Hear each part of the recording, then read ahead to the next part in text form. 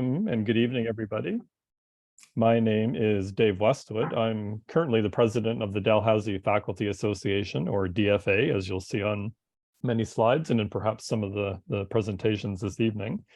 And welcome to our jointly hosted forum, Perspectives on University Governance from Faculty and Student Perspectives.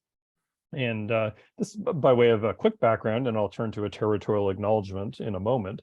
Just wanted to give some context for why this event, and it really came about because of, as we'll hear from the speakers this evening, a number of initiatives taking front on university governance at various levels, from the national level to the institutional level, and a number of reports that have been commissioned and have come out recently, looking at perhaps making changes to university governance.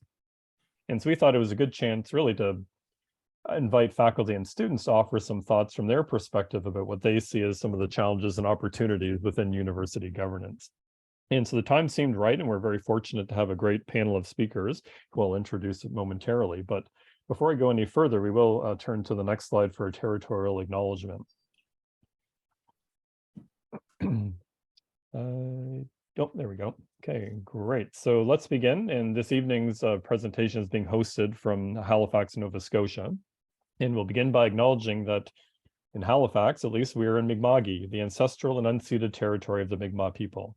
This territory is covered by the Treaties of Peace and Friendship, which Mi'kmaq and Maliseet people signed with the British Crown from 1725 to 1761.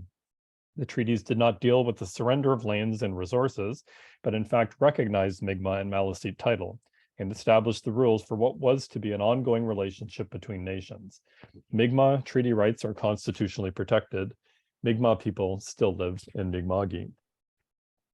So again, let me just sort of say by way of introductory remarks, this event this evening is co-hosted by the Dalhousie Faculty Association and ANSIT, which is the Association of Nova Scotia University Teachers.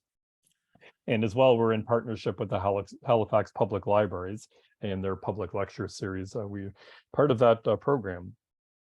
And so tonight we'll be here for, I'm not sure how long we have scheduled, perhaps 7:30 or 8 o'clock.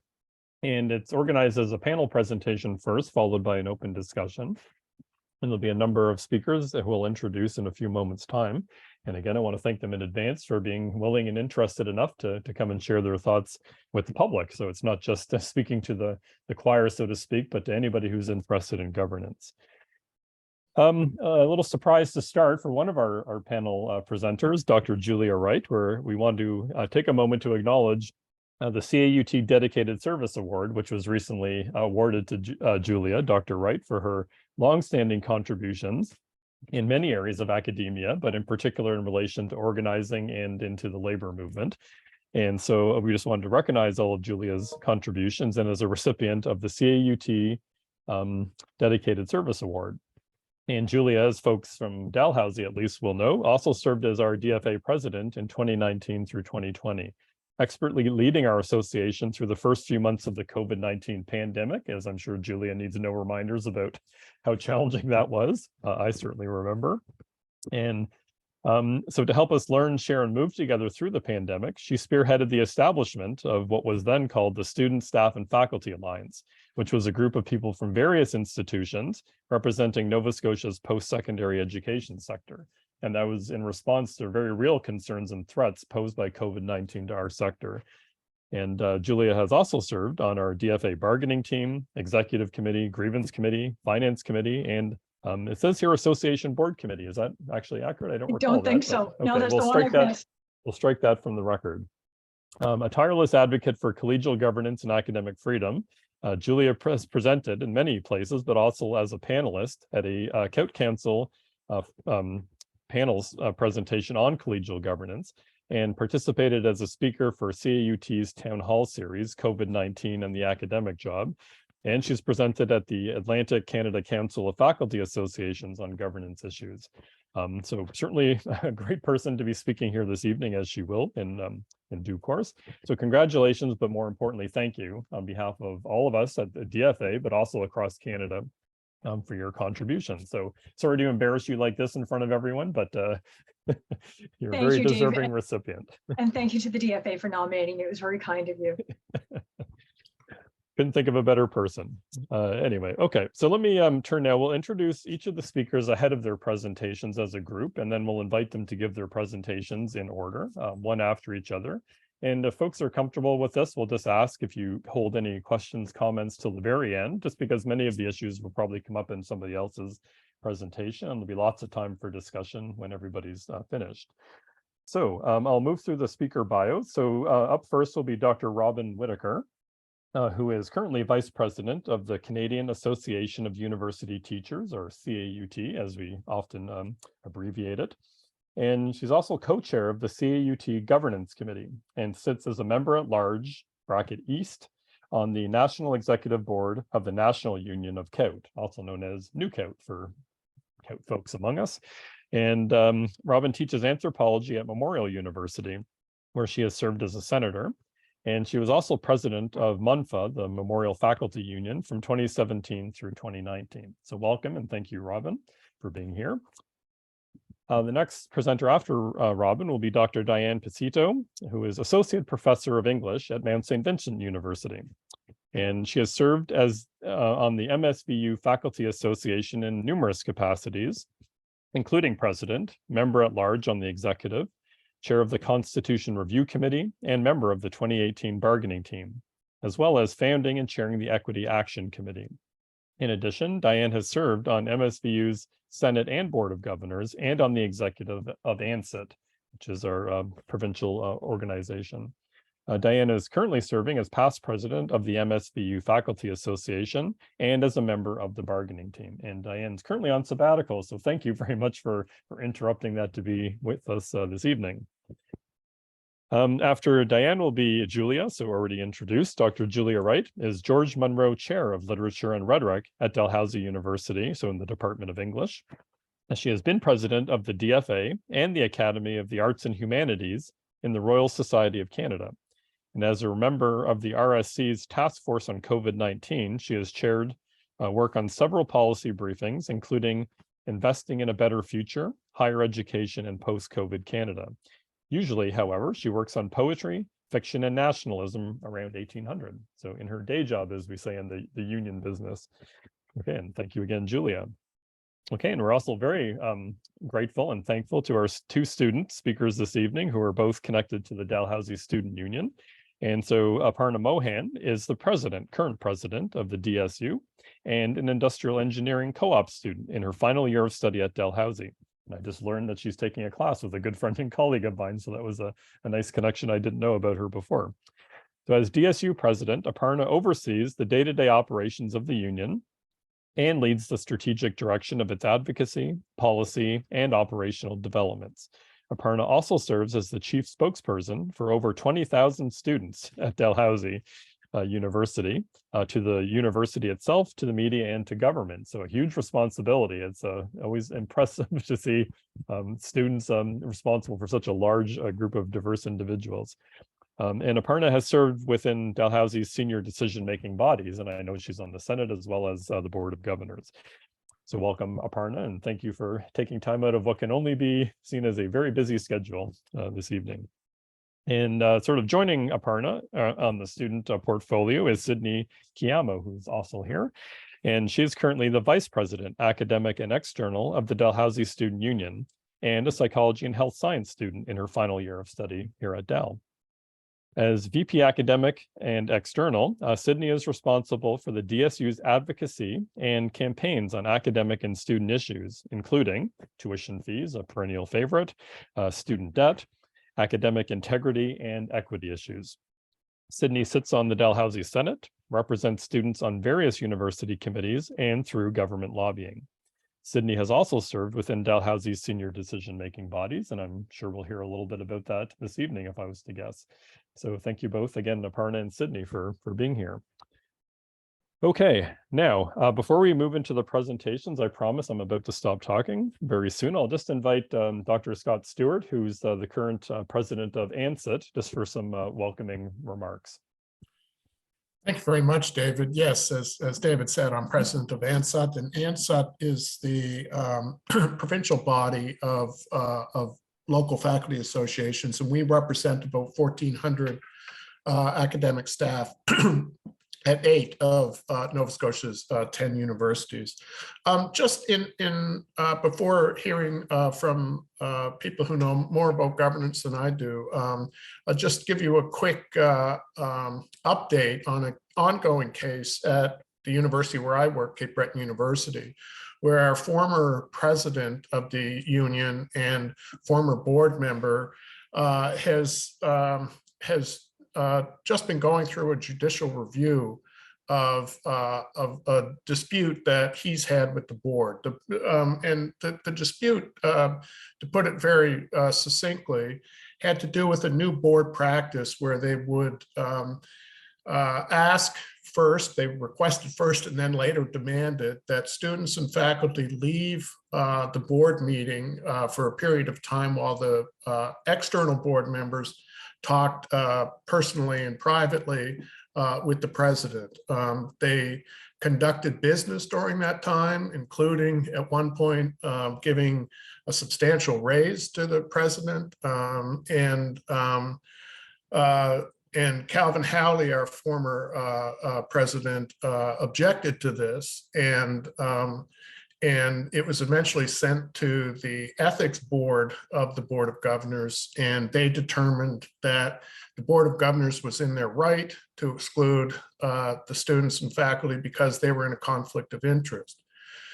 Calvin quite rightly responded, we only know if we're in a conflict of interest if we can get an agenda of what was going to be discussed during the private meeting, which the board refused to grant. It was at that time in August, get my dates straight here, August 21st that he filed for judicial review, August 21st, 2002. And that case was heard finally just this past August. And they are waiting for the decision on that case. So it's as other people point out, there have been increasing numbers of conflicts between Board of Governors representing unions and external boards of governors, and that's just an example of one such case that's happening at my university. I'll pass it back to David to introduce once again the first speaker. Thank you for coming, everybody. Okay, thanks, Scott. Great. So now we'll begin with the, as we said, the experts who know what they're talking about on governance. And let's begin then with Dr. Robin Whitaker. So over to you, Robin, and thank you again. Great. Thanks so much. Thank you. Someone's got my slides there. That's excellent. And I'll just start by saying I really appreciate the opportunity to discuss governance issues with everyone. As you'll see in my presentation, I think it's really important that we keep comparing notes.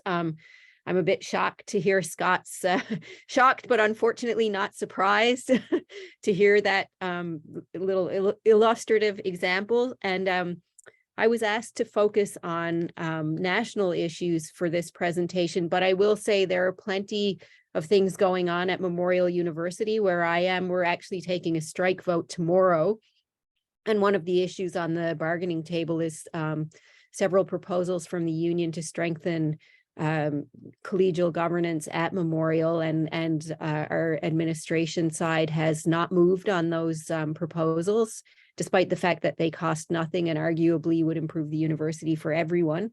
I'm also exercising my academic freedom, having just written an op-ed on governance at Memorial, which should be out later this week. I'm a little anxious about biting the hand that feeds me, but I may have in the discussion some good examples to offer like Scott's.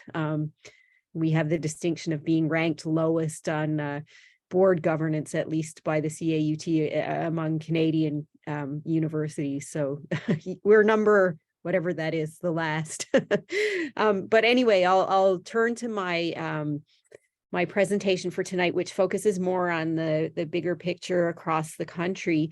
And I'd like to just start by thanking Mark Schrader, who's my co-chair on the CAUT Governance Committee. Everything that I work on is very much a joint effort with him and the rest of the Governance Committee, and I have an appendix at the end with all the committee members' names. So I've called my my presentation, Taking Action to Defend Collegial Governance, because I think that ultimately is what we need to do. If I can go to the next slide. Of course, you know, we're all here as union members. So how can our unions work for governance? Then the next slide is a bit of COUT history. A couple of quotes from Don Savage, who will be familiar to many people, and was a former executive secretary of the CAUT. He was referring to a time before many associations were actually unionized. And he said it was when faculty associations unionized that collegiality became real, because a lot of people had this idea that there was a kind of golden age of collegial governance, and that unionization was only going to get in the way of this kind of, you know, comfortable running of the university in a shared governance model. But for Don Savage, it was in fact fake collegiality that prompted unionization, and it was only after faculty met administrators at the bargaining table as their legal equals that faculty were able to start bargaining and not begging, as the saying goes. So the next slide, please. So this is just an excerpt from the CAUT policy statement on governance, and it kind of expresses the ideal, which is that academic staff play the decisive role in making academic decisions and setting academic policy for post-secondary institutions. I won't read the whole quote. As I say, that's where we want to get. That's the aspiration. And there may, as I say, never have been a golden age of collegial governance, but I've certainly heard more than one academic recall a time when professors ran the university to a much greater extent than they do now. Someone at the President's Forum just this weekend, unfortunately, Dave wasn't there in person, but someone said, we used to run the university, what's happened, you know, and they wonder how we got to our current state, which I'll summarize in the next few slides. This slide is just, you know, a high level summary of some of the key challenges to shared governance that were reported by 30 academic staff associations across Canada in response to a 2019 survey that the governance, as it was then, governance working group sent out. I was at the time still president of my association, so I remember filling it out. I didn't actually help administer it. Many of these will be familiar, you know, faculty disengagement and intimidation when it comes to governance, lack of transparency or undue secrecy. We just heard about that from Scott. As well, his example also feeds into the managerialism, you know, corporatization, including administrative dominance of collegial bodies. Senate particularly is concerning, lack of consultation or pseudo consultations on vital decisions, you know, a failure to offer academic staff input on budget and finance issues, and often a failure even to give them adequate information about what's going on. Underrepresentation of academic staff, and particularly contract academic staff on boards. And at my university, Memorial, we have no academic staff members on our board. The legislation actually rules it out. And then with boards, a lack of communication with Senate, and a certain amount of lack of understanding of the academic community in Senate. So in sum, a management-dominated approach and academic staff that are marginalized. And I would say by design, that's something I'm going to come back to over the course of the presentation. So the next slide. So since 2019, when that survey was done, and particularly in the post-pandemic context, these are some of the issues we've been hearing about over and over again. Closed presidential and other administrative searches, a great frustration for academic staff. A proliferation of acting or interim administrative appointments, and I'll come back to that as well. I think that's symptomatic of some other underlying issues. Efforts to subordinate or constrain the work of Senate, and sometimes by appealing selectively to legislation. We've seen that recently at the University of New Brunswick, where the president, has kind of said, well, my interpretation of the legislation is this, and never mind what you all argue. Administrative bodies and decision-making processes, usurping collegial ones, even when the decision matters very much for academic issues. And that often was instituted under a kind of emergency rule during the pandemic context, but it's in many places continued since then. And then we see, the next slide, sorry. Over involvement of outside or private sector consultants. That was a major issue at Laurentian, which I'll get to as well. Disproportionate demands for secrecy and routine governance activities, overreach and tightening control by provincial governments in some contexts. And we see that, particularly in places like Alberta. And then Laurentian, which I think has given us all pause. If anyone has read the Auditor General's report into what happened at Laurentian, you'll see governance issues feature strongly both in her account of how things went so wrong there, but also in her recommendations for what needs to happen next. And I'll just say at this point that it's really tempting to characterize all this as a kind of crisis in governance. But I think we have to be wary of using the term crisis only because it suggests, not because it doesn't often feel like a crisis, or not because there aren't things that are not working well, but a crisis kind of suggests that, something's gone wrong. We have a deviation from situation normal, and we just need to correct course, and we'll get back there. In fact, I think as the case of Laurentian shows, often what we're seeing is bad governance by design. And I mean that both often quite deliberately, and we see that with the role of outside consultants guiding administrators in Laurentian, sort of egging them on, let's try this cool new thing using the CCAA in a public sector a public university, but also, I think there are many ways in which the organization and the political economy that we're working in now are directing us in certain ways, and I think we need to take a systemic view on things. So next slide, please. So then the big picture, of course, we know that governance to work well requires workable and robust shared governance structures and a faculty complement that's able and prepared to participate in governance work and to engage critically with administration for the good of the polity. And often that means exercising our academic freedom. Said another way, structural improvements are often needed for democratic governance in our universities and colleges, but on their own, they're not enough.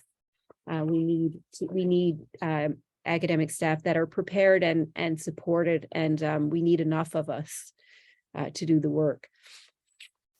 So what is to be done? First of all, taking stock, I've mentioned this already. I say, are there red flags and not the good kind? Going back to that early slide with Sabo Tabby, are there any red flags at your institution? For instance, are you having trouble recruiting people to sit on Senate in your faculty? Are you seeing rapid turnover of administrators and so many people in kind of placeholder positions? Here at Memorial, over half our deans and half our vice presidents are temporary. They're there interim, acting, or pro tempore. And that to me is pointing to a bigger problem. I think it's important to compare notes so we can identify and document broader patterns. And that starts with these conversations that we're having as we are tonight and in the President's Forum and other places. And somebody says, hey, in fact, I started thinking about whether there was a more systemic issue at play with these interim senior administrators when UPEI Faculty Association raised it as an issue and had a story. And then I started asking about it, and so that's an example. But just, some good examples, and I suspect we may hear a bit about this. Anne Soot's a culture of entitlement survey is really useful in terms of that documentation. CAUT is preparing cross Canada surveys of boards and Senate, so that'll be coming soon. And then I think a gleam in our eye, but again, something we will want to turn our attention to is research on the role that headhunters are playing. I know Julia's done quite a bit of work on this, and how that is connected to this rapid and persistent administrative turnover, an administrative class that is more attached to its managerial role than it is to contributing to any institution that it's in. I think, again, it's important to take stock of the wider political economic context for our work. And that is often government cuts to funding, precarity of academic staff, a kind of neoliberal common sense at work in universities, labor law that doesn't favor workers, and so on. So again, taking stock in our both in our local level, in our universities and colleges, and in the wider context, can help us see the systemic issues that are underpinning the problems we encounter. So while we need to, respond to the latest debacle, is happening at CBU, we also need systemic analysis so we can move beyond the reactive and try to change things. So next slide, please. So what is to be done? So coming back to Don Savage, I think unions have at this point a renewed role in strengthening collegial governance, but this time it's not enough to just flex our muscles. We need to have a more focused kind of action. So organizing for and through collegiality, it may be organizing slates for Senate or organizing Senate elections, providing support in various ways for our colleagues, raising awareness, campaigning on particular issues like, the presidential search, or trying to, get faculty to have robust involvement in decision-making on the latest Navitas proposal for a private sector international college on your campus, or so on. We can bargain for collegiality, and that can be stronger definitions of collegiality, rights to get information, particularly financial information, better academic freedom clauses, and so on. Identifying and working for changes to the key conditions in bargaining and beyond. And that's, the things that make it possible for people to be involved. So faculty complement and workload, precarity, government relations, secure funding for the university, and so on. And then finally, all of this is underpinned, I think, by our political engagement, our solidarity work, and that includes labor movement activism, our work with other unions to try to change that political economic context that's contributing on a systemic level to where we are. So we can move on. Next slide. So what is to be done in terms of what CAUT has on the horizon? We have this winter coming up a national governance campaign and the launch of the governance repository. And then in future, I think we've been talking about offering some training for governance. This is a thing that we hear over and over again from faculty associations, that people want training for how to be an effective senator. This is something that I think if CAUT can provide the training or provide a workshop, it won't be left for every faculty association to kind of do that work on their own or reinvent the wheel. So if we can just move on, just a snapshot, a bit of a foreshadowing of the governance repository. Many of you will have heard of it. It's intended to be a kind of living library of resources developed with members and grounded in the organizing model. And it should complement and strengthen other association activities, including organizing activities. And some of the resources in it will be diagnostic resources. Here's a checklist for your Senate or your board. Comparative data on governance structures and practices, some of the stuff I've been talking about, and I'm sure we'll hear more about. practical steps that associations can take, both rapid response in that kind of, a situation where something really goes off the rail, but also proactive for the longer term. Case studies with lessons for successful organizing, both Anglophone and Francophone, and model collective agreement language. And then next, the CAUT governance campaign. So this, the latest I've heard is it should be launching in March, and it's meant to be a national campaign, not a federal one. So this is a cross-country campaign, not so much an ask for the federal government. And the idea is to highlight the importance of collegial governance, both within and beyond our institutions. Connect local organizing and victories. And I think there's an idea of a kind of interactive map. So you can see, CBU is undertaking a judicial review of this overreach in their board. And, so-and-so is working to secure an open search for their next president, so forth. Local capacity building to organize around defending and improving governance, and, involved in this kind of cross-country checkup on governance, which that interactive map may serve. So there will be a campaign website and initial version, which will be partnered with the initial version of the governance repository, virtual launch event. So look out for that. And hopefully with an exciting keynote speaker or a panel session, and then we want to draw media attention. And so I'll just end with some questions that we might come back to in the discussion. So what governance issues would you most like help with? What do you think is most urgent, or what seems most intractable? Are we missing anything? What hasn't been considered so far? I've given a rundown of issues we've identified, but no doubt there are others. And what kinds of resources might CAUT provide that would be useful to you? And that's it for my substantive discussion. I'll just, I'll end again by thanking ANSUT and DFA for the invitation, and everyone there. Looking forward to the discussion and hearing the other participants. And there are some appendices to my slides if anyone wants copies of those with further information. Okay, thanks so much. Okay, that's wonderful. Thanks, Robin. And under time as well. So some other lucky speaker can use the extra 2 minutes. Yeah. And a huge thank you to both you and Mark Schrader and your committee. I know the work you've been doing on governance on behalf of CAUT and all of us member associations. And thanks for always being available to answer questions and to do things like this. So greatly appreciated.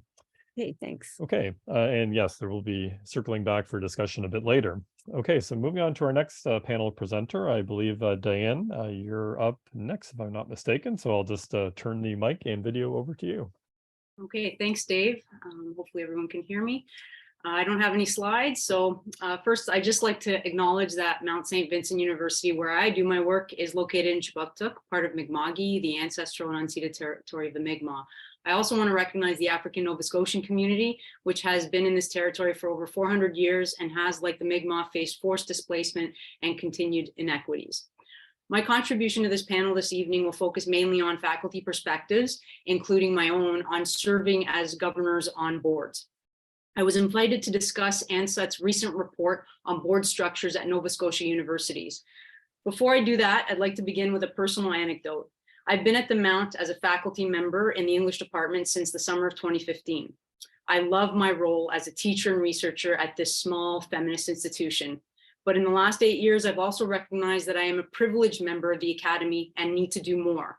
I was once asked by an aspiring university student who is queer how I reconcile the privilege that comes with being a tenured professor with the injustices faced by my community, the queer community. It's one of the best and most difficult questions I've ever been asked. And it's one that I continually keep in mind.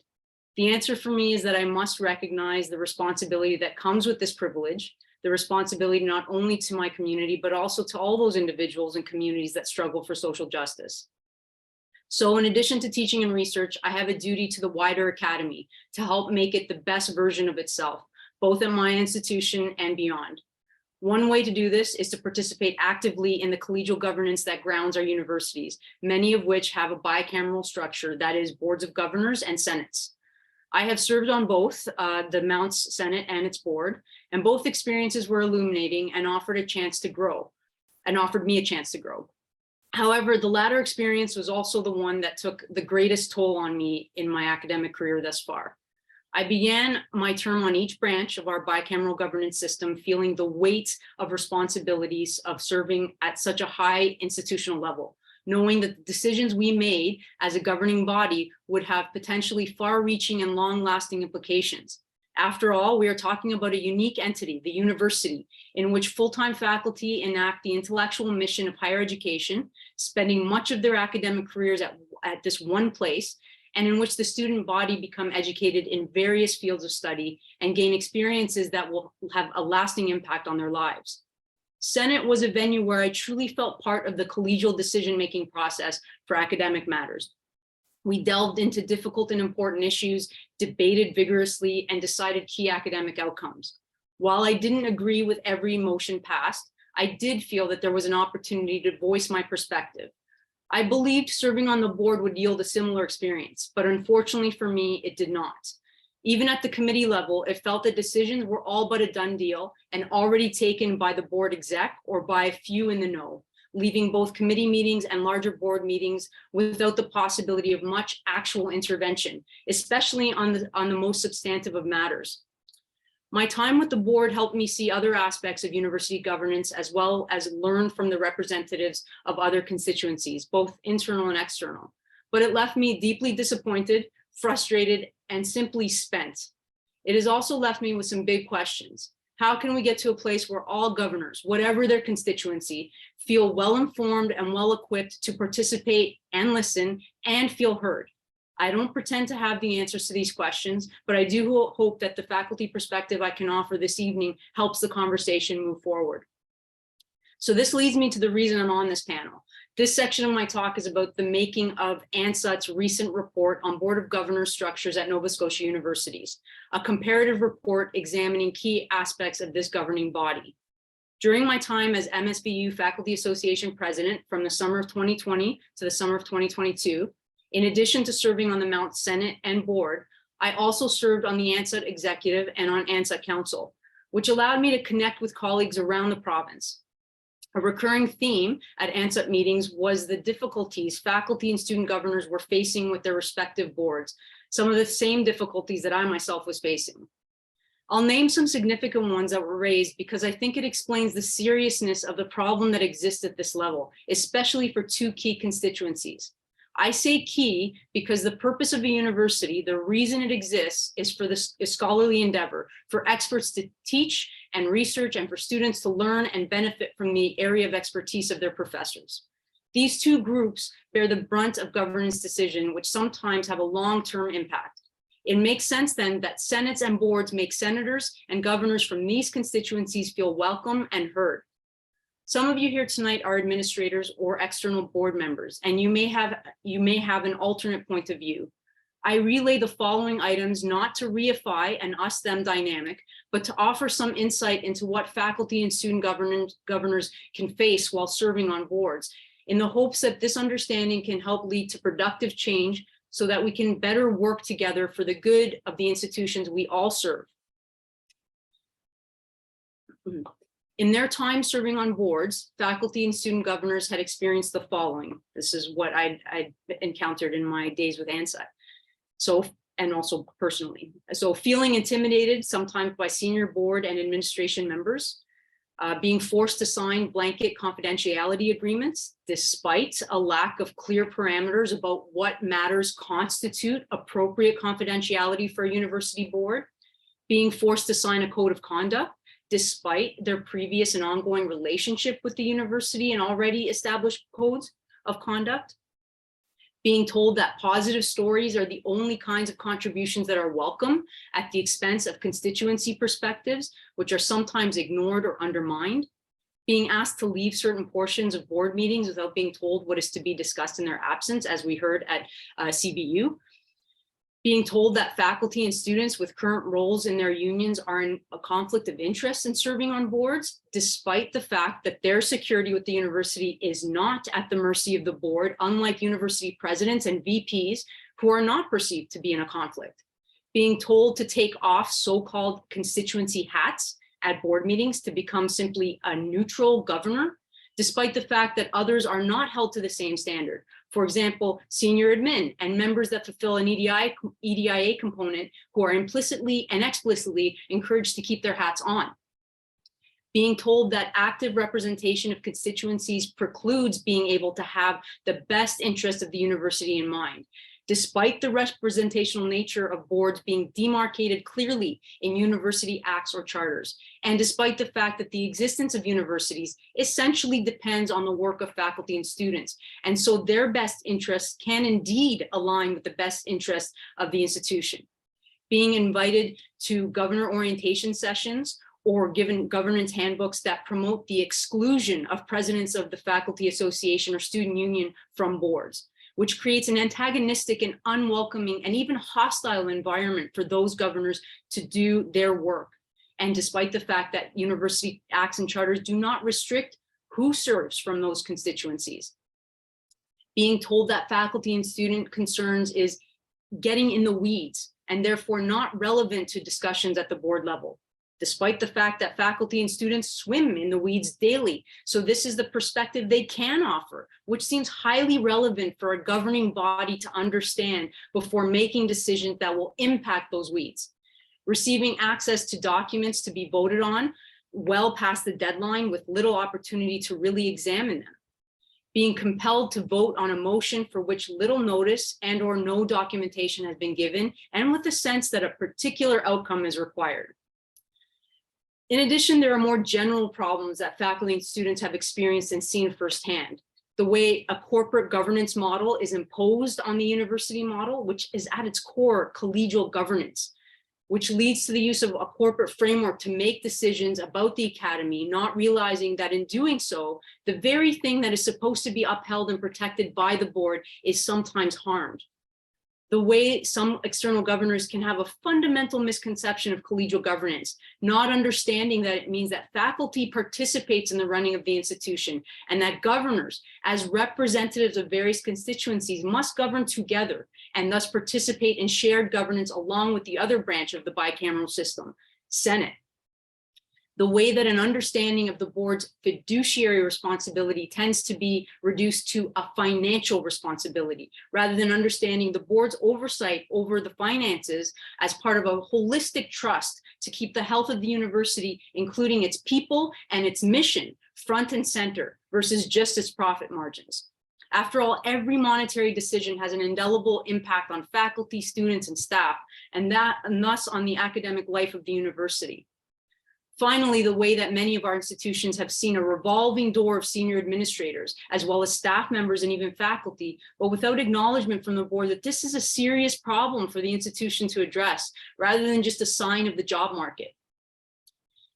In my time on the board, I also experienced some of these problems. As FA president, I had a unique perspective to share at board meetings, given that my role yielded a greater contact with all full-time faculty compared to any single faculty member. And I also had the benefit of serving on Senate. But my perspective didn't feel appreciated. At one early meeting I won't soon forget, I tried to take my knowledge of the tough experiences faculty as well as students were having due to the pandemic and resulting financial decisions by the board, and present them to other governors as a way to provide information, but also begin a dialogue about the next budget cycle. Instead of a discussion, I was met with fierce objections and given little opportunity to speak. No one asked me any questions or engaged me in conversation about what I had shared regarding a significant group at the university. I knew my report wouldn't be easy to digest, and I expected some debate, but I had not expected to be dismissed and undermined and ultimately ignored.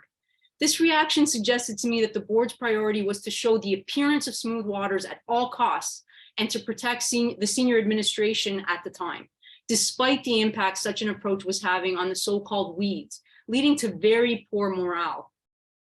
It was after this meeting that I began to hear the problems of colleagues at other institutions with renewed interest and a sense that some action needed to be taken.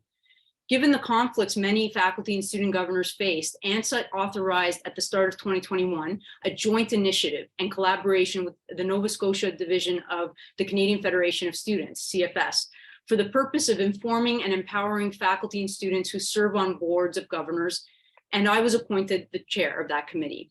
Over the course of the year, the committee met several times, beginning with some brainstorming sessions to determine what actions we could realistically take with a limited amount of time and resources. This joint committee came up with several ideas of possible focus in relation to university governance in Nova Scotia. We noted from our collective experience that our boards didn't all function the same. For instance, some required confidentiality agreements while others did not. Some had open meetings while others had closed ones. Some precluded union reps from serving as governors, while some tried to prescribe the taking off of so-called hats. And the size and composition of boards differed as well. These differences led us to agree that the most effective work we could do at this stage would be to provide a comparative examination of boards in the region and drop advice for student and faculty governors. The result was 3 major items. The first was a toolkit, which was produced by the CFS members of the group. It includes a best practices section for boards and board members, a brief guide to Robert's Rules of Order, which are used by most governing bodies at universities, but with which not all governors are familiar. A section called Power Mapping, which explains the structures of power at a university, and a section on organizing, which offers tips for collective action. The toolkit includes a glossary and resources, including links to Nova Scotia board sites. The second item was the report on Board of Governors structures at Nova Scotia universities, produced by the ANSUT members of the committee. It's modeled on a similar report in 2018 by the Canadian Association of University Teachers, aka COUT, on Board of Governors structures at 31 Canadian universities. We fleshed out the Nova Scotia section to include all universities from this region. We began our work with a voluntary survey on board structures and processes, which was sent to FA presidents in the spring of 2021. The anonymized data from the surveys, along with the Nova Scotia University Acts and Charters, board bylaws, and board websites, form the primary documents for our committee's analysis. The report begins with a brief introduction and methodology section, and then includes write-ups for all Nova Scotia universities based on the items in COUT's report. That is, number of faculty on the board, source of faculty on the board, fiduciary duty provisions, conflict of interest provisions, conduct and communication restrictions or code of conduct, and the nature of meetings. We also added items that we thought would be of help: board composition, board executive composition, and a section titled Other that addresses anomalies or particular items of interest outside the scope of the previous categories. The report concludes with 3 appendices: the survey questions that were sent out to FA presidents, the assessment of board websites that provides best practices and what individual boards are doing well and what could be improved, given that boards serve publicly funded institutions and have a responsibility to the public. It was clear to us that websites as the key public-facing entryways to boards should be an item for analysis. The aim of this section was to consider transparency and accessibility to information. For instance, some websites make it easy to locate board policies and provide substantive information about the board's membership, while others make it more difficult or don't even provide it. The report ends with a final appendix reflecting on educational expertise on Nova Scotia boards. That is, the need for representative with this kind of specialized knowledge to be governors, given the mission of universities. The third outcome was a panel jointly hosted by ANSUT and CFS at the end of 2021. The panel included speakers from this joint committee to discuss the work we'd done and introduce the report and toolkit. They were then distributed to faculty and student unions, as well as faculty and student governors. The report was shared with university board chairs and presidents, as well as the Minister of Education and counterparts. Since then, we've heard from colleagues about how important and helpful our committee's work has been. For instance, one colleague said that our report raises some actionable items for boards. They also said, it's true, as the report states, that being a rep on a board can be intimidating. I found it much less so having at my fingertips critical points about the board and also best practices from other universities. In addition, the report has been credited with helping to invigorate discussions at the board table, from being simply a unidirectional dissemination of information to being engaged discussions of serious issues, such as a blanket confidentiality agreement. These kinds of comments affirm the value of our comparative work and collaboration. There are so many aspects that this joint committee did not have time to pursue, and so many possibilities for future work. As a result, given how central governance concerns are for members of ANZUT and throughout Canada, Council approved a standing committee that will examine pertinent issues regarding university governance, both boards and senates in Nova Scotia. Now I'm going to conclude with a few comments. There are a lot of reasons it is beneficial to have a governance structure that functions optimally and has the trust of the institutional community and public, rather than one that appears secretive and creates doubt about its methods and rationale for decision-making. Given the ministerial mandate letter sent to the Minister of Education, which included a review of university governance policies and structures, we should all be invested in working together across constituencies to ensure we have strong governing bodies equipped to resist government overreach and perhaps even to lobby more effectively for increased funding. For me, the biggest reason I see for all of us to help improve university governance is connected to something I mentioned at the start of my talk. I'd like to draw your attention back to the two acknowledgements I made. In my time at the Mount, we as an institution have made some strides in the efforts to create a racially just and indigenized decolonized university, but we have so much more work to do. As a queer woman and as a scholar of the revolutionary poet and painter William Blake, I've always admired those who fight against systemic oppression. But it wasn't until I arrived at the Mount that I began to see ways to participate myself. And it has been at the Mount that I have recognized the privilege that is involved in being in a position to fight this fight. It has made me realize that I have a responsibility to use this privilege to advocate for and alongside those who face and combat systemic oppression and strive toward EDIA. Why does all of this matter for a panel on university governance? Because I believe that if these kinds of acknowledgements are to mean anything, then this kind of work must be the priority for all levels of university. If we are to have any success in carrying out this work, then we need a healthy collegial governance system and to build trust with the various constituencies of the university community impacted by the decisions of these bodies. Diversifying the representatives of bicameral governance is also essential. Effecting real change at universities, particularly ones regarding EDIA, depend on all levels of an institution working productively together. For instance, at the Mount, we recently had a Black Scholar cluster hire and are embarking on an Indigenous cluster hire outside of collective bargaining, thanks to the efforts of different university members in multiple venues, such as the Faculty Association listserv and meetings, invited panels on equity, various EDIA committees on campus, dialogues with senior administration, discussions at the board and at Senate. These equity-related victories that strengthen the whole institution are a result of our efforts to work collectively within and beyond conventional avenues and harness and activate the power and passions of the Mount's community. These are the reasons that collegial governance isn't just good sense for running an educational institution effectively, but also essential for bettering the society to which we are responsible and showing ourselves to be leaders and models of this change. Thank you. Wow.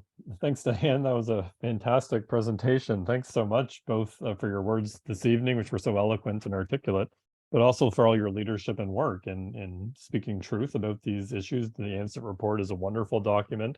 As you said, I know at the end of the discussion today, we're going to post some of those links in the chat. So just a huge thank you to you for everything you do and being such a great advocate for good governance and the important public value of the university. Okay, next up we have from Dalhousie, we have Dr. Julia Wright, who will share, I believe, some remarks that are a little bit more Dalhousie centric, although of course Julia has a depth of knowledge about many governance issues. So I'm very curious, as always, to hear what she has to say. So over to you, Julia.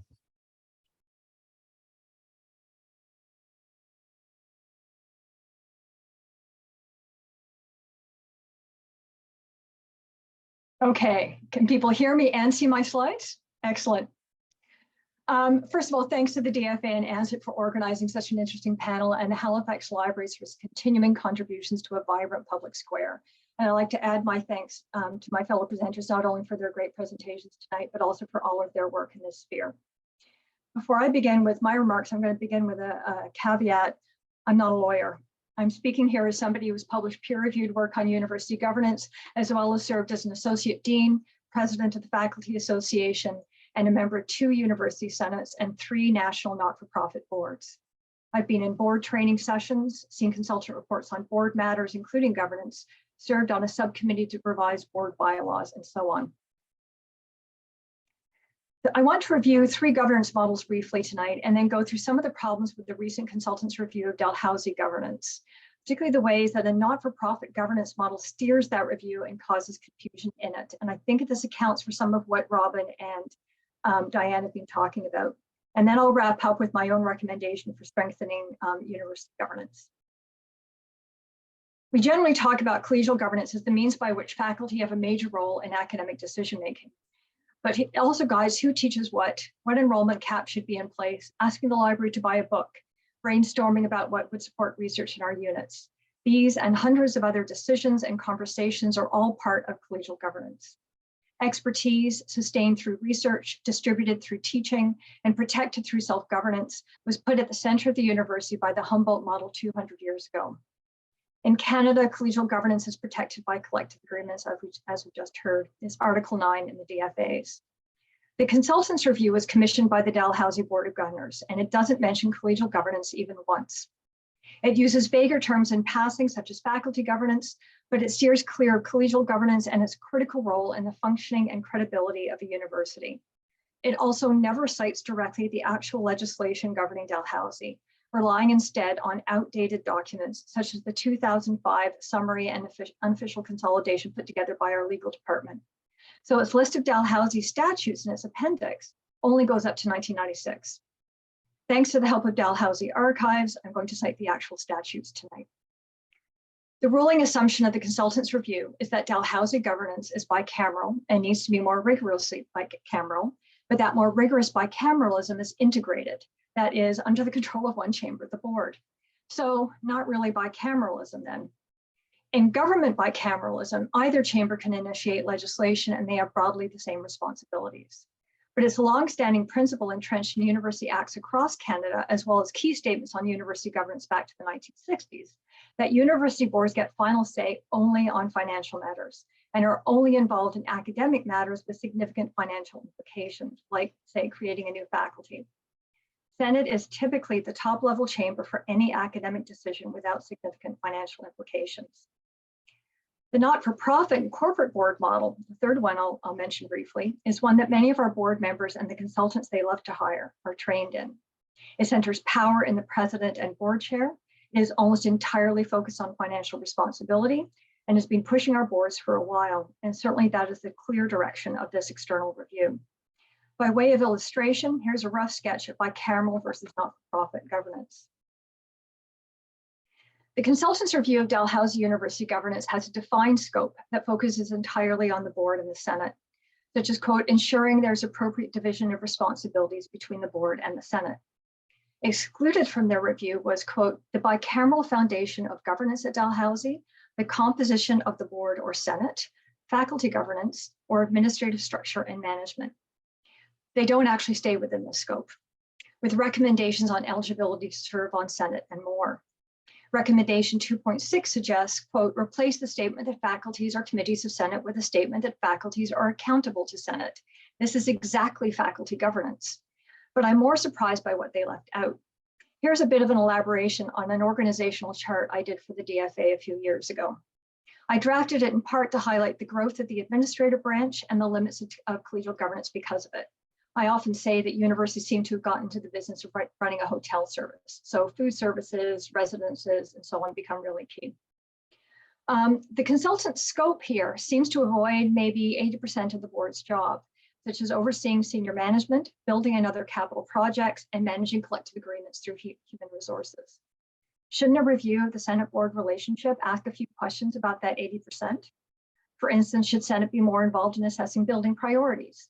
It was under the 1935 Act governing Dalhousie, and I'm not sure that part of it was ever repealed. Should Senate advise the board on identifying academic programs that would benefit from more fundraising? The consultants note that there's been a lot of turnover in senior administration. Should Senate be more involved in senior administrator hiring, or are there other ways of fixing that? The narrow scope and the use of the term bicameral in the review pulls it away from a number of key questions tied to board and governance effectiveness. They also don't consider the ways that collective agreements limit board authority. The Dalhousie board can't decide one day to shut down an academic unit to save money, for instance, and not because of any statute or board bylaw. The board can't unilaterally shut down an academic unit because of DFA collective agreement, which has a high bar of evidence and a process for such a step.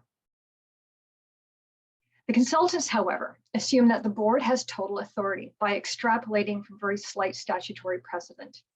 As I've noted, most university statutes in Canada give the Senate final authority on non-financial academic decisions, including the BC University Act, just to give one example.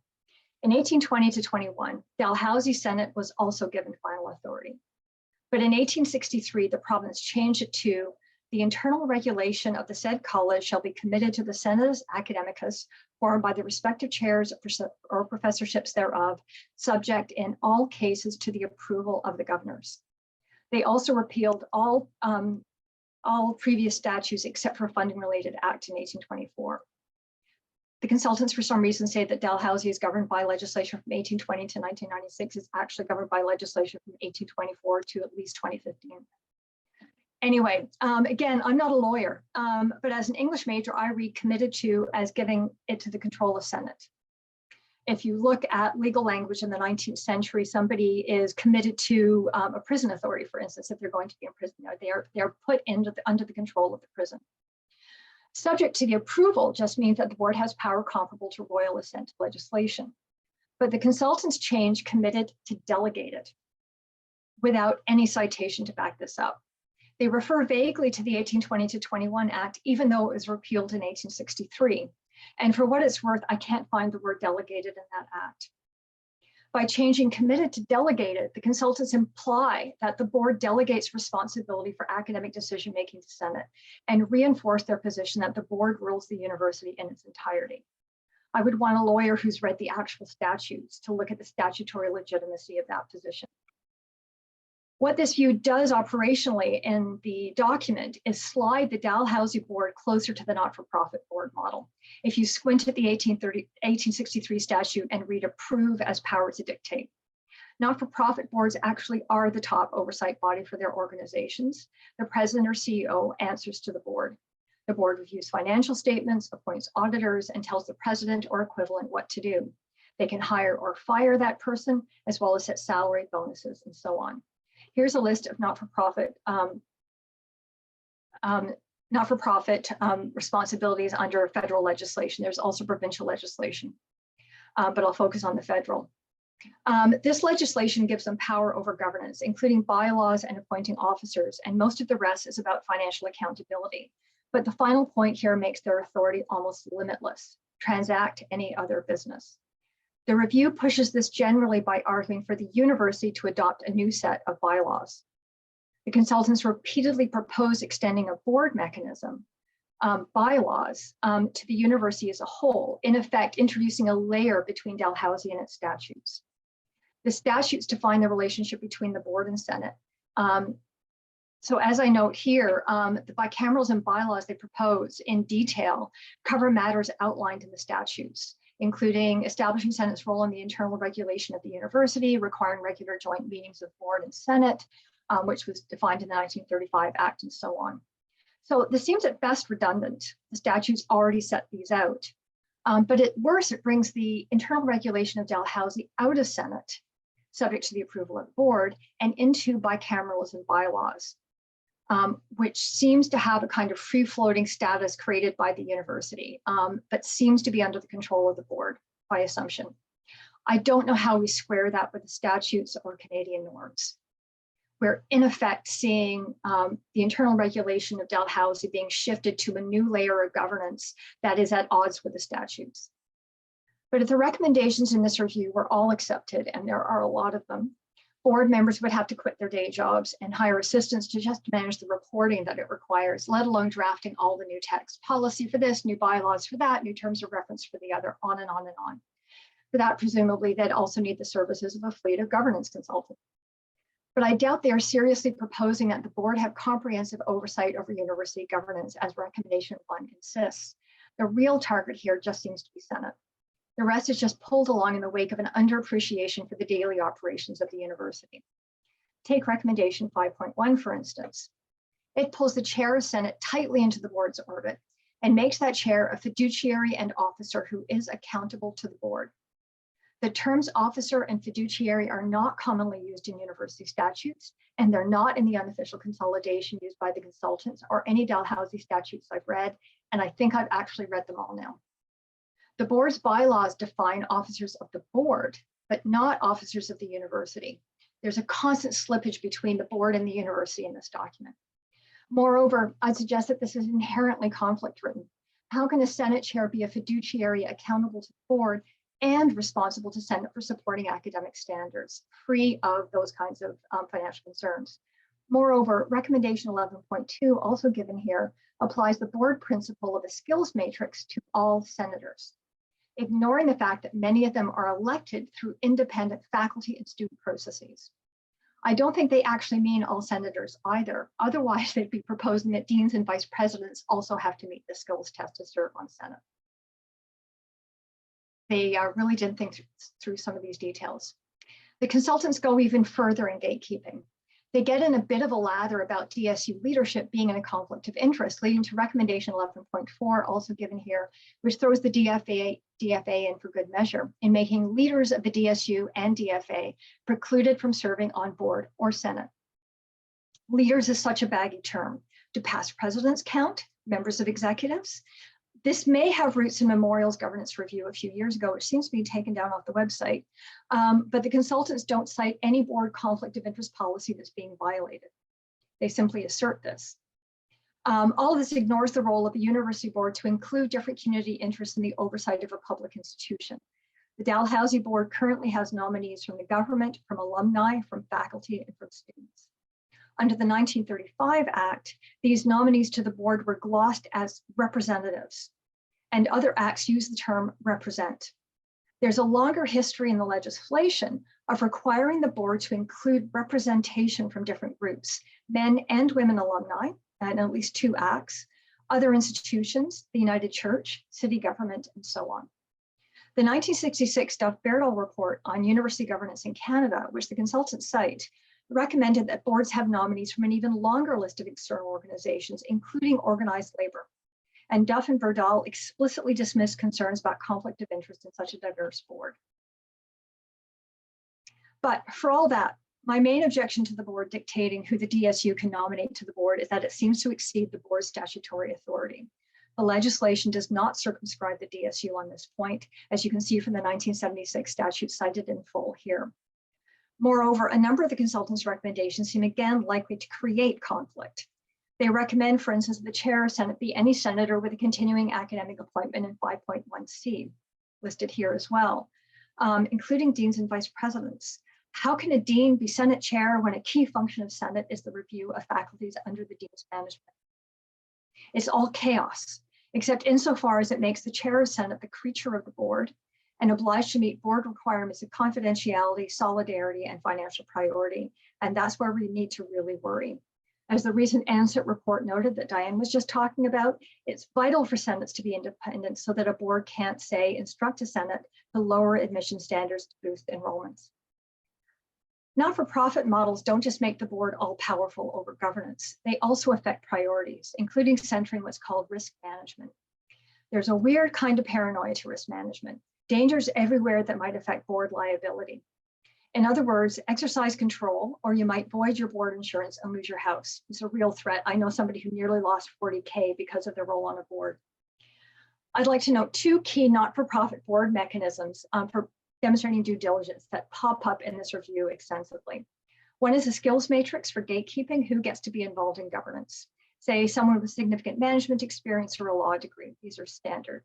Because the tracks of this and the consultant's recommendation that DSU leadership be excluded from the board, that potential board members be interviewed to assess their competence, and that Senate establish, quote, skills and experience criteria for all senators.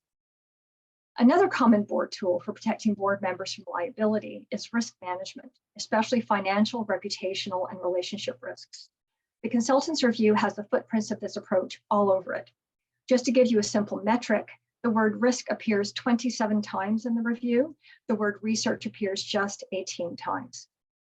The review also refers to documents that are part of this approach, including a global risk report and, crucially, a not-for-profit playbook, Governance of Organizations by the International Standards Group, that hardly speaks to the specifics of Nova Scotia legislation, the Canadian academic union environment, or the importance of collegial governance to academic credibility.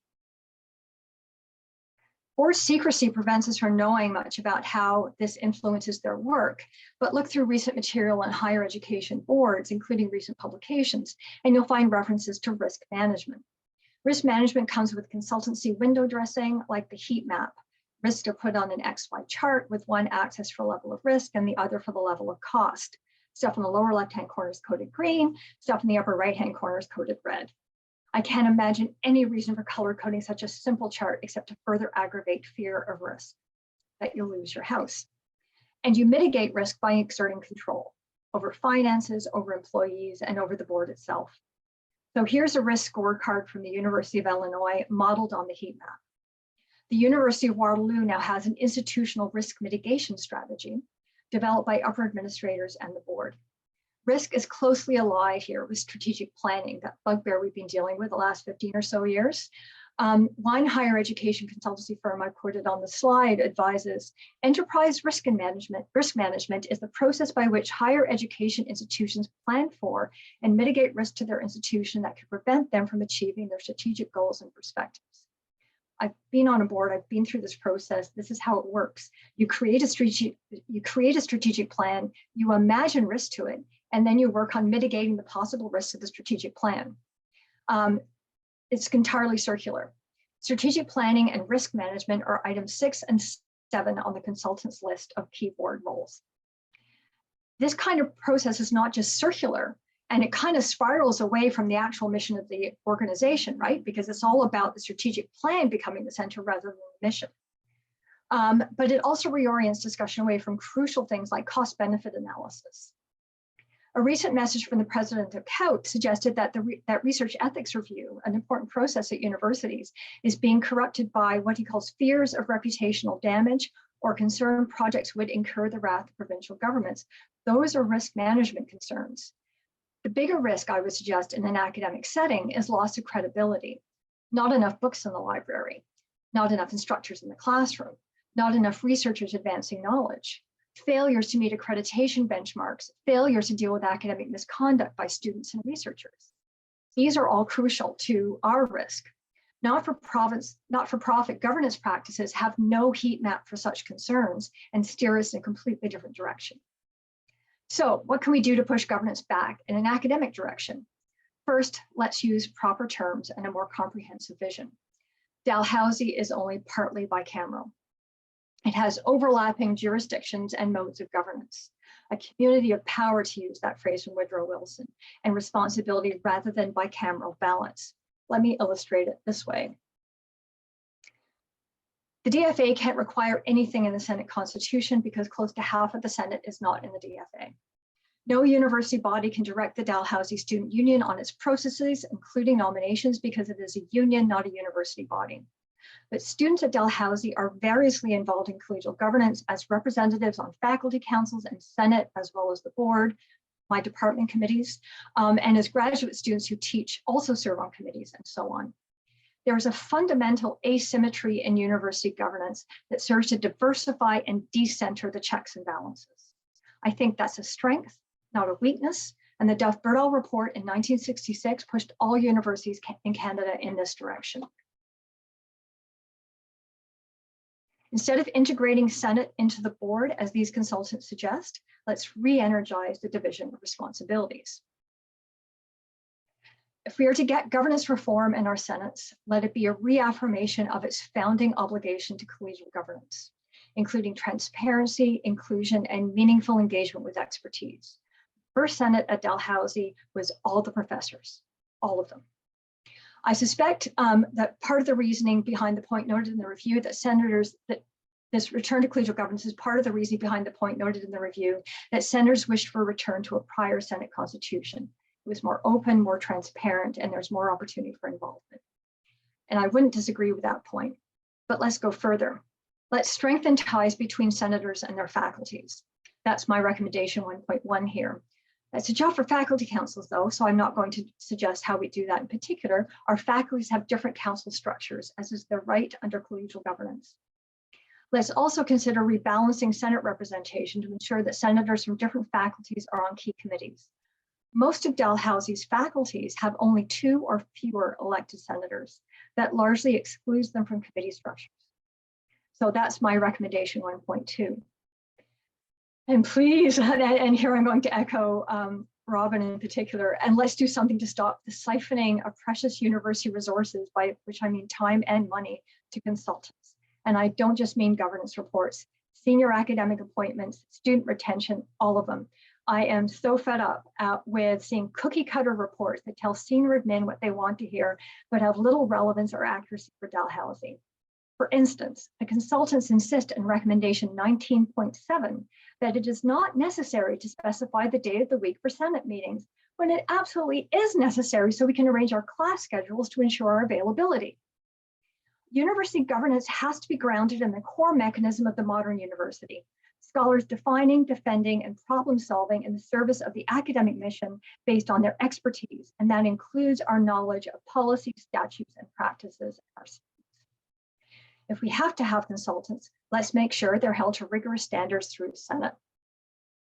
So my 1.3 recommendation is this. Senate and the board should establish a joint policy on the hiring of external consultants on any matter touching the academic mission, including Senate review and approval of 1, consultants' terms of reference, and 2, any report. I'll close by returning to the consultant's recommendation that DSU and DFE leadership be ineligible for board and Senate roles because they are in a conflict of interest. I've already explained why I disagree on the grounds that they are there for representation and no conflict of interest policy is cited to explain this. But let's have a real conversation about conflict of interest on boards to support their accountability. When I've been on boards, I have declared a conflict of interest in any discussion that might financially benefit my employer, such as a research project with Dalhousie involvement. Conflict of interest is a core not-for-profit board concern. You cannot have your fingers in the till. You start board meetings by asking anyone if they have a conflict of interest to declare. Yet there's no conflict of interest policy on the list of documents provided by the consultants or on the Dalhousie board website that I can find. Why was that not examined as part of the consultant's not-for-profit lens, even to justify the concern about the DSU? If I were looking at conflict on a university board, though, I wouldn't be looking at the students at all, but at anyone who works in air travel, grocery stores, construction companies, and real estate companies with significant local rental holdings. Those are all organizations that benefit financially from in-person learning and enrollment growth, and in large amounts. I've just argued for reinvigorating Senate through stronger ties to collegial governance networks. Let's revitalize the board's core mission too. That's financial oversight. Let's see their conflict of interest policy. Have someone evaluate the effectiveness of its application and strengthen the policy and practice if necessary to ensure no board member even appears to profit financially from university decision-making. To ensure full transparency and representation, I suggest here that Senate and the board should jointly establish a review of the board's conflict of interest policy and its application with a confidential report to the board and an ad hoc Senate committee. The ad hoc Senate committee should include elected senators only, ensuring diversity, including both student and faculty representation, with the exception of one ex officio member of vice chair of Senate. I'm suggesting it be confidential because this would necessarily involve people's financial disclosures and so on. At a minimum, we should demand the next sub-recommendation. The board should take immediate steps to ensure that 1, its conflict of interest policy is published on the university website, and 2, board members are regularly asked to declare any conflicts of interest at the start of any board meeting. That's just basic best practice. But my key point is this. Students and faculty generally aren't executives or owners of large corporations that may profit from university decision-making. It is the non-academic members of the board who may have significant financial entanglements that can pose a clear and present danger to the university's effective governance. And so this is the first step I would recommend towards reform. Thank you. Wonderful. Thanks, Julia. Boy, packed a lot of material in there this evening. And for folks who are interested and haven't yet had a chance to read the report that Julia cited, we'd be happy to share that. Just reach out and we'll put you in touch with that document. Thanks again, Julia, for all your insights and critical commentary. Very much appreciated. And I'll be leaning on you quite heavily as we go through the enacting of the governance reform at Dalhousie. Okay, turning now to some student voices. So the last panel section is jointly shared by Aparna and Sydney, who I introduced earlier. And oh, there they are, the two on screen together. So I'm not sure exactly what you have in store for us, but we're anxiously awaiting to hear what you have to say. So floor is yours.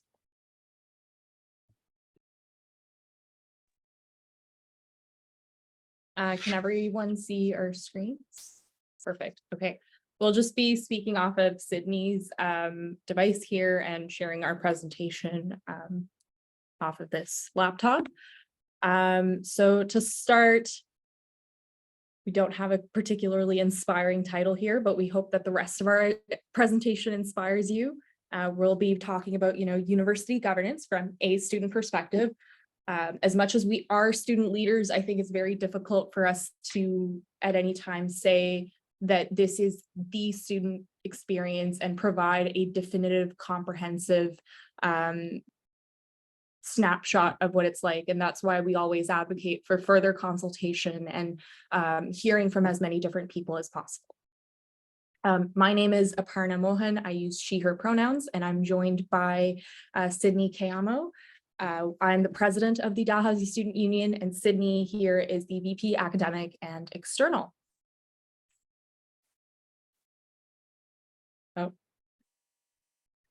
First, we would like to acknowledge that Dalhousie University and the Student Union building that we're in reside on traditional and unceded Mi'kmaq territory. That Dalhousie Student Union seeks to honor relational treaty processes in its programming, events, meetings, and interactions. We are all treaty people. We also acknowledge the histories, contributions, and legacies of the African Nova Scotian people and communities who have been here for over 400 years. With all the discussion happening right now about decolonization and how that connects to university governance, we believe that the land acknowledgement represents the start of our reconciliation efforts as opposed to the end. And we'll get to that in a little bit. I wanted to tell you a little bit more about myself. So besides being president of the Dalhousie Student Union, I'm also a Bachelor of Engineering student within the Industrial Engineering Department in my final year of study. Prior to this engagement, I was the Vice President Advocacy for the Canadian Federation of Engineering Students, which is a not-for-profit national student organization that represented the interests of over 80,000 engineering students across Canada to stakeholders such as Engineers Canada, which is the regulatory authority for the engineering profession, as well as the Accreditation Board. And as any faculty members here would know, if they belong to a program with accreditation, that's a whole beast unto itself in terms of policy and governance and so on. And I thought that was relevant experience to include here because I have talked directly to and interfaced with, deans of engineering across Canada, as well as met with and spoken to the Accreditation Board and delved into the complexity of that for a brief part of my student career. Prior to that, what actually piqued my interest in this role as president was my time on the Board of Governors as a student representative, as well as on the Senate as a student representative in the year 2020 to 2021. I joked to my friends that my involvement in university governance that year was largely out of COVID-19 induced spite and angst, but I found a lot of things that I enjoyed, and I really enjoyed contributing to that space. And I also worked in residence life where I really that's what really shaped my intimate understanding of what the day-to-day life of a student can look like and just how varied it is. Over to you. All right. Hi, everyone. I am Sydney Kayamo. I use she, her pronouns, and I'm the Vice President Academic and External of the Dalhousie Student Union, and I'm a student studying psychology and health science in my final year. What really prompted me to get involved with the DSU was honestly similarly after COVID. I just was a little bit frustrated with direction things were going in, and I had kind of gotten my roots in little pockets on campus, but I just wanted to see an extension of that student voice, or what I thought was a student voice that I really needed. And so for me, I got my roots in little extracurriculars. Like I was on the Dalhousie Association of Psychology Students in a exec role, and that exposed me to extracurriculars and interacting with the community. But what I didn't get out of that was the expansion on what it means to be a student. While I thoroughly enjoyed it, I felt there were aspects missing, and I wanted to delve deeper into how can I not only change my student experience, but other people's student experience. And so that same year, after being involved in extracurriculars, I took the step and I became the Black student representative on DSU Council. And as part of that role, it meant I got to be a student representative on Senate and Student Senate Caucus. And so having that experience in that kind of year-long time to get acquainted with Senate, I realized there were a lot of changes that need to be made, or there was a lot of, or a lack of student representation. And so I saw a need and I really felt like I could fill it. And that's ultimately what led me to get into this role. I really love governance and just the way changes can come about, especially in like university. And that can be seen in my prior work with the Canadian Federation of Students. That's also kind of what led me to get here, learning about like policy and learning about what changes can be made to the university, because students are really powerful if you use them as a good tool. And I wasn't seeing that student representation being used in the correct way. And so I decided to become that student representation. Love it, being the change you want to see. Exactly. So for our outline in terms of the presentation that we have for you today, I wanted to present some guiding questions about why this discussion is important to begin with, and ground it in other realities. We're probably all familiar with the accusations and the stereotyping of academia being out of touch with reality. And, you know, let's put it in touch with reality. Let's acknowledge what those realities are that exist in and around us. Then we'd like to talk about the student experience. What is it like to be a student in 2023? What is it like to be a student leader? And sort of continue a little bit on that discussion of what got us into student leadership and what we see the trials and tribulations of student leadership are, what's really valuable, and what the future looks like. We'll talk a little bit about, you know, university governance in Canada and at Dalhousie University. Just offer a snapshot of what that looks like in terms of context. Then we want to provoke some thinking and reflection on defining what a university is and where it fits between the spectrum of like the public sector versus the private sector. How does that influence governance? And we've definitely heard a lot about that already today. And last but not least at all, we want to, you know, talk about what is the EDIA experience like. Especially, it's not lost on us that we're both women of color, and that tends to be, you know, that has been unprecedented in several of the years preceding our time in these roles. And what did it take for us to get here and to be in the positions that we are here today? And what work do we still have to do to make these spaces safer and more effective and inviting and inclusive? So first,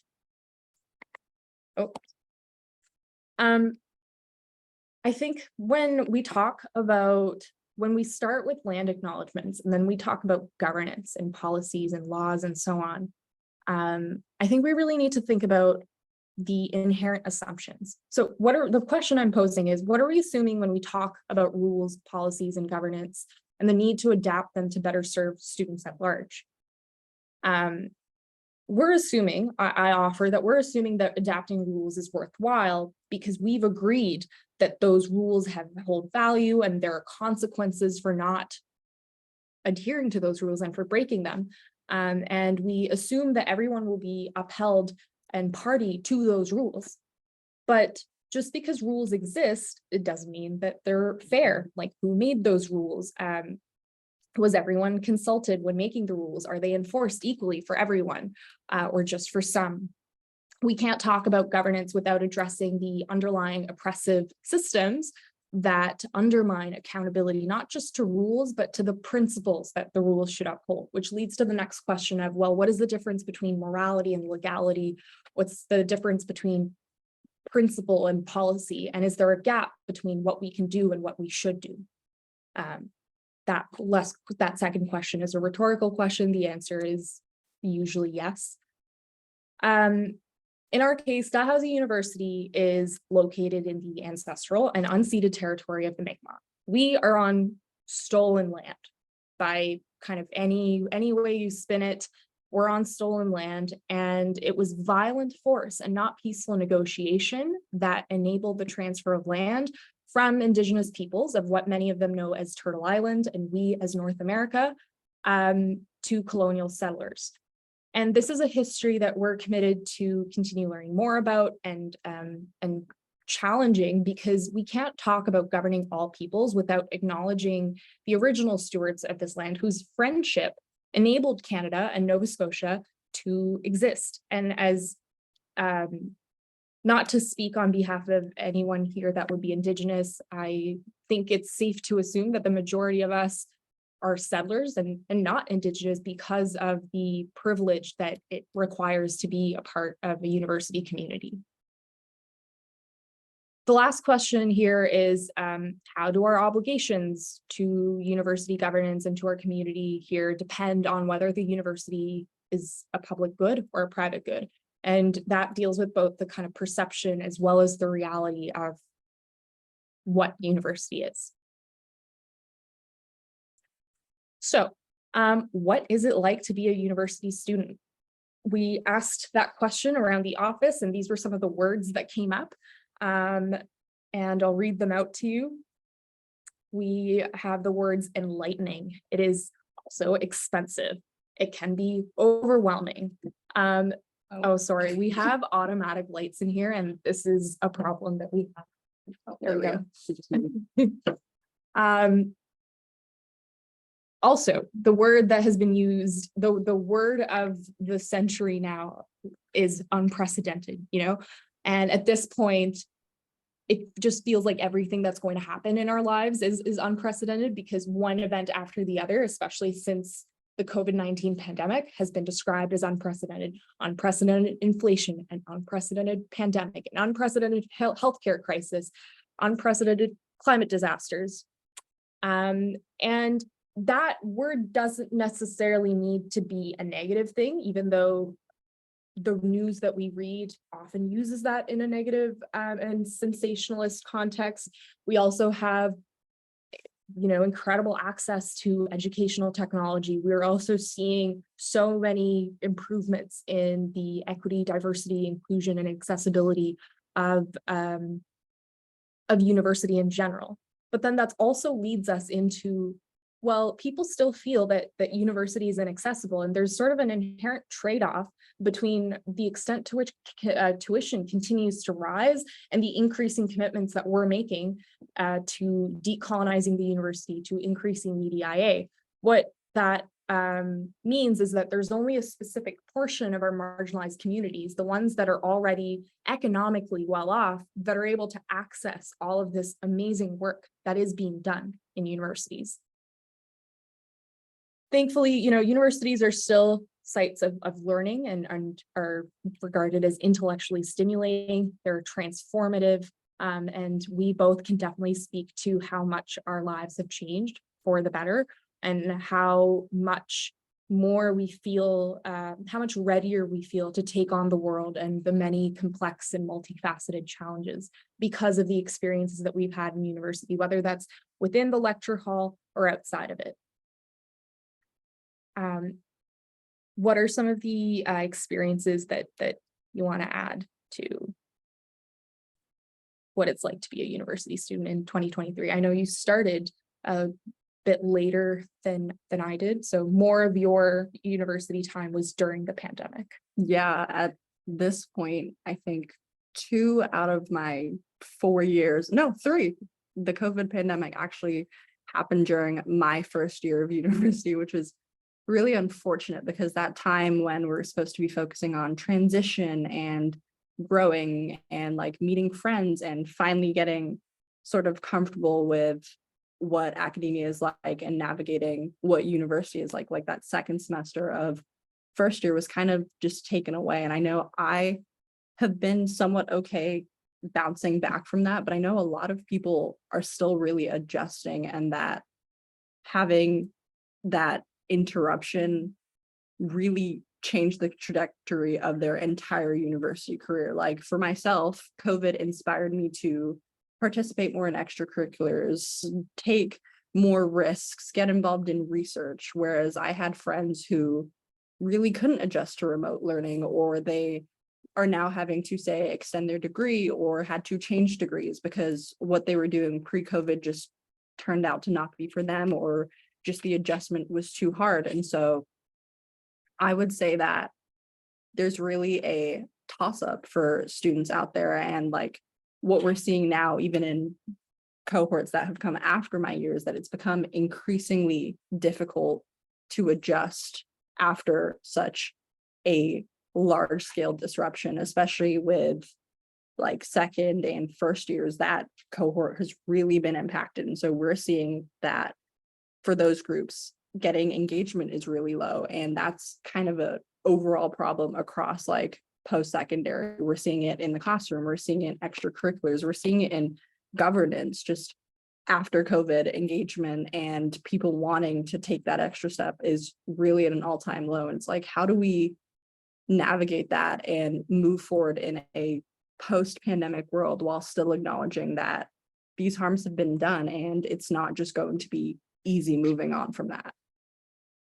And it's about asking the right questions rather than having all of the answers. Exactly. And one of the answers that we've continually been presented with for the problem of the pandemic is, how do we return to normal as soon as possible? And a lot of my time in student leadership has been questioning, well, are we asking the right question?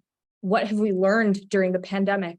What are new normals or new realities that we can construct given the collective shared experience that we had during the pandemic? And one example of that is what we're doing right now, being in this remote context. This is a new-ish reality. This wasn't as frequent before the pandemic. Remote conferencing and remote meetings weren't thought to be possible.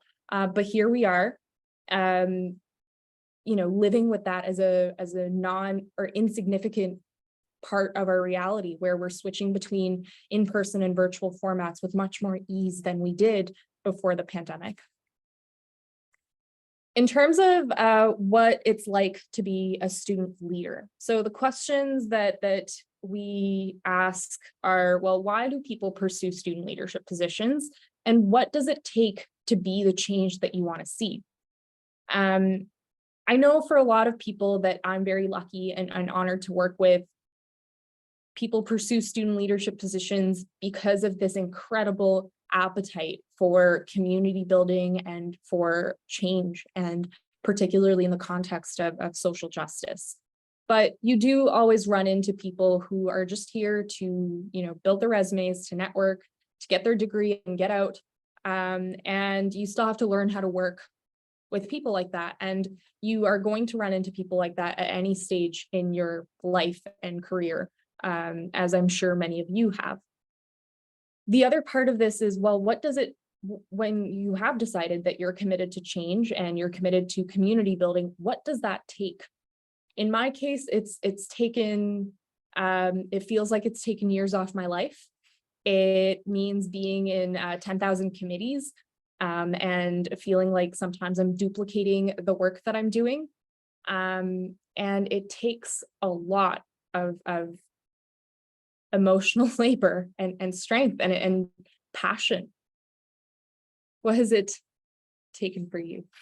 I think honestly the same, but I think that's what distinguishes the student leaders who really care and the ones who are doing it for, say, networking or resume building. It's that ability to leave your work at work. That's something I personally really struggle with because I care. I want to be able to respond to the emails as fast as possible. I want to be able to get the students the easy fixes, but I also recognize that I can't be over investing myself in my work because it leads to burnout, it leads to stress. And I, like last semester, I noticed that I cared too much, which I don't know if that can be a thing in this role, but it was really hard for me to leave my work at work. I was constantly checking in on things I had to be doing. I was checking in on students. I was communicating with students on like social media apps, like getting them resources or even like doing searching for like things for them. And it's just like at a point, you have to take a step back and kind of ask yourself, like, why am I doing this? And like, how do we, like, what comes next, basically? Because I knew it wasn't healthy to just continually be throwing myself into my work, but I also cared so much that it was so hard to pull myself back from it. And so for me, being a student leader is really about, like, for me, it's about getting people change. The change I wanted to see was feeling like my voice was heard, or feeling like there was someone on the DSU who was at least listening to the concerns of students. And so that's something I've really tried to model, actively like engaging and following up and taking those concerns to, say, Senate or other like admin meetings. But at the same time, it's hard because I'm not just a student leader, I'm also still a student. I was still doing school during all this time. And so trying to separate being a student and a student leader and just being me has been very difficult, because I think I've tangled up parts of my personality in being a person who does this work. I mean, it's what I've done for like years, and I've actively like I recognize that this is the work I want to do and continue doing, but at the same time it's really important to just reflect and remember to put myself first at times. And because of how tangible and concrete these realities and challenges feel, we're finding that, you know, we've just seen overall a huge plunge in student engagement, whether that's in the lecture hall or even outside of it, both in student leadership positions. It's been like pulling teeth to get people to get involved. Oh my goodness. It's been like pulling teeth to get students involved in leadership positions and so on. And we've also heard from faculty members that they've seen their attendance dip to lows that they've never seen before in their careers. And we're all trying to figure out what's going on. But then it isn't so much of a mystery when you think about it, when you're constantly dealing with the unprecedented. I know that I've had trouble showing up for myself and for my own learning, because I feel like I'm carrying the weight of all of these existential threats facing my generation. And I very much like Sydney will stay up hours and hours just, you know, responding to emails, helping a student access the accommodations that they need, or helping a student navigate, you know, the many intricacies and the bureaucracies that exist, and often find myself forgetting about, you know, me and my own kind of education and the thing that I have paid a lot of money for. And it either that, or we see a lot of students just sort of checking out of reality, because, you know, university education is meant to be this massive kind of upfront effort and investment in your long-term career and your long-term life as a learner, as a professional in whatever kind of industry you want to enter. And how can you think about the long term when the realities of climate change mean that there might not be anything to look forward to in 10 years? And the rate at which costs are increasing make it feel like, you know, there's this constant sense that the world is going to end if we don't do something about it right now. And that's this overwhelming pressure that sits on a lot of people's shoulders with respect to social justice. And especially, you know, the things that we've seen south of the border are just deeply, deeply stressful for anyone that belongs to a marginalized group. And, you know, the work that marginalized members of academic communities do to keep these communities safe is underappreciated, overwhelming, and keeps us from looking out for ourselves. And that includes, you know, getting the university education that we're here to get. Sorry, folks, I don't want to interrupt. I just wanted to give you a quick time check. We're sort of Yes. pushing past 25 minutes. I just wanted to let you know. Thank you. We were going to get a time check because we did get carried away. There were many presenters who talked about sort of the key terms that come up in university governance. I think we're going to be 5 more minutes, if that's okay, Dave. Okay. Yes, absolutely. You've got a lot to say, and I don't want to take any time from you. I just want to make sure folks have a chance to ask some questions. But yeah, 5 minutes, no problem at all. Okay, perfect. Absolutely. We have these key terms up here in terms of what students would probably think is new vocabulary when encountering and working in university governance. But since we've already heard a lot of presenters talk about it, we don't need to belabor what these things mean. And in particular, we note that fiduciary duty and, you know, the concept of board solidarity and one voice are definitely things that we've found a lot of difficulty with, especially the ways in which they are interpreted right now. This is how university governance is set up at Dalhousie with the Board of Governors and its various subcommittees. There are 6, and the Senate and its 7 subcommittees. We know that these aren't all the same across Canada because despite having various bicameral university structures, there are different kinds of subcommittees and so on. Julia talked about this in her presentation, and, you know, definitely the inspiration for getting involved with this forum and this delivering this presentation to begin with was an external governance review completed by an external consultant for Dalhousie and reviewing its structure. The color watermark here says confidential, but this is public information now. Just want to reassure folks. And we were alarmed by a lot of different sections of this report, such as, you know, what does it mean to remove the conflict of interest DSU involved students have experienced? What would other steps to bolster student participation look like? And I also noted in a Senate meeting where we were asked to provide feedback on this, that the students that were consulted for this report were handpicked by the university secretariat and the consultant. And 2 out of the 4 students that were consulted were winners of prestigious scholarships, such as the McCall McBain Scholarship and then the Rhodes Scholarship. So it invited us to reflect on and press on how honest and how diverse those perspectives were. When asked, you know, how has conflict of interest undermined student engagement, the immediate answer that I got from the consultant was, well, students always vote against tuition increases. And we didn't really know how to respond to that because there are many reasons why that would also be in the best interest of the university to not keep running into.